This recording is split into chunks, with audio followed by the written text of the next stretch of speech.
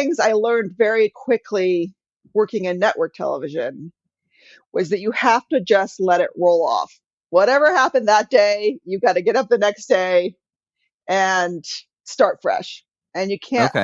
you can't hold on to whatever drama was the day before. And that's a hard skill, right? And something that, I think like I struggle with even now, but I think that that's a really important part of it is just keeping your focus on your craft, keeping your focus on the stories that you're telling, and not letting the noise and whatever sort of drama surrounds it distract you too much from getting the quality job done.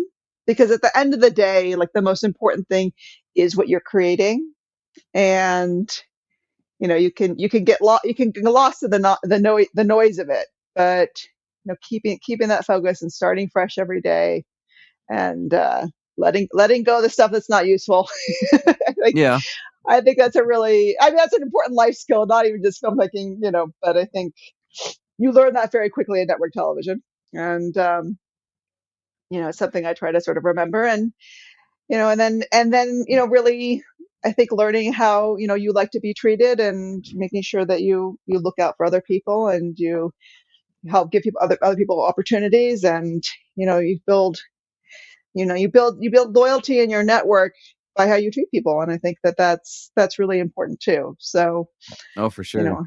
know, I try to do right by people. And, like a film like this isn't have, this was, I mean, somebody asked me the other day about the budget and, $175,000 is a lot of money. It's a modest film budget. So, people definitely did work on it at a discounted rate, but there's that saying of like, there's a special place in hell for women who don't help other women.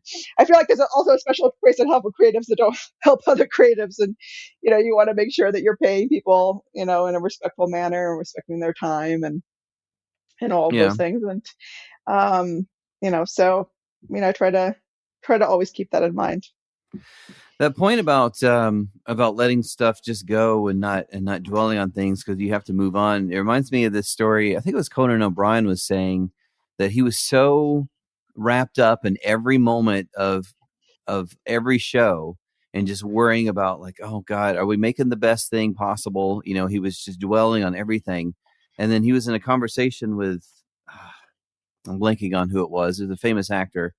And they basically said, look, in 50 years, no one is going to remember any of this. Like all of this stuff is just going to just drift away.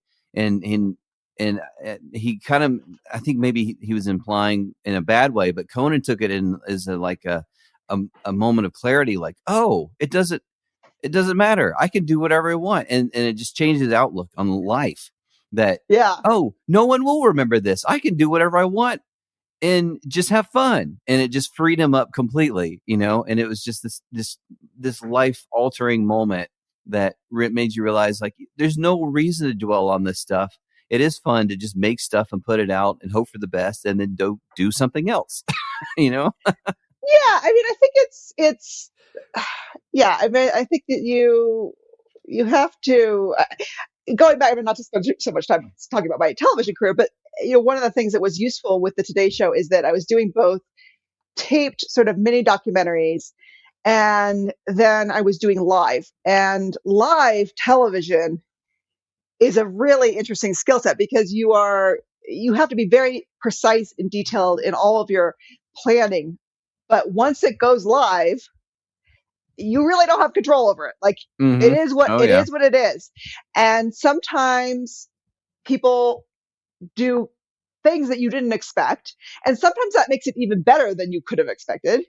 And then sometimes it's like a train wreck. And you just don't know. And so I think you have to, in doing that day in and day out, as I did, there's a certain level of like very like planning and care and thought. And then there's a certain amount of detachment once it goes live that has to happen for your own sort of mental sanity.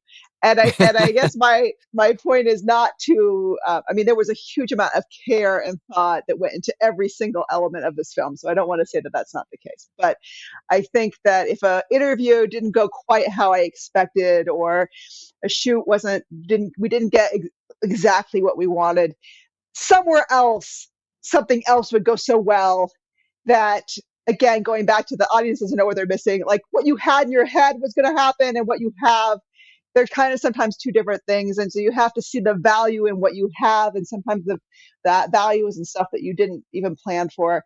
And then you take, there's this sort of, I don't know, it's almost like casting the net wide as you're doing the production. And then when you come back, you really look at what you have and where's the good stuff, and not getting totally hung up on the stuff that maybe didn't kind of come to fruition as you hoped it would. And then putting something together that really is spectacular. So I guess that, just to clarify a little bit more on my thought process on that, that's the way I kind of approach it.